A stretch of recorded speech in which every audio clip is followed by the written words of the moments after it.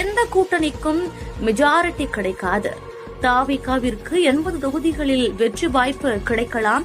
சோழிங்கநல்லூர், திருவள்ளூர், சேப்பாக்கம், திருவல்லிக்கேணி தொகுதிகளில் 50% வாக்குகள் கிடைக்க வாய்ப்புள்ளது. இதில் 60% பெண்களின் வாக்குகளை கை கொடுக்கும். ஒருவேளை கரூர் சம்பவம் மட்டும் நடக்காமல் இருந்திருந்தால் இந்த ஓட்டு விகிதங்கள் வேற லெவலில் இருந்திருக்கும். எப்படியும் விஜய்க்கு 80 தொகுதிகளில் வெற்றி வாய்ப்பு உள்ளது என்று சர்வே ரிப்போர்ட் கூறுகிறதா? அதேபோல மற்றொரு தாவிகாவின் ரகசிய சர்வேவில் திருச்சி கிழக்கு, மதுரை மேற்கு, திருவாடனை இந்த 3 தொகுதிகளில் தாவிகா மிகப்பெரிய அளவிற்கு வெற்றி பெறும் என்று ரிப்போர்ட் வந்துள்ளதாம். இதில் திருச்சியில்தான் விஜய்க்கு அதிக ரசிகர்கள் உள்ளதாகவும், சிறுபான்மையினர், இளைஞர்கள் அதிகமாக உள்ளதாகவும், எப்படியும் 60% வாக்குகளை எளிதாக திருச்சியில் பெற்றுவிடக்கூடும்.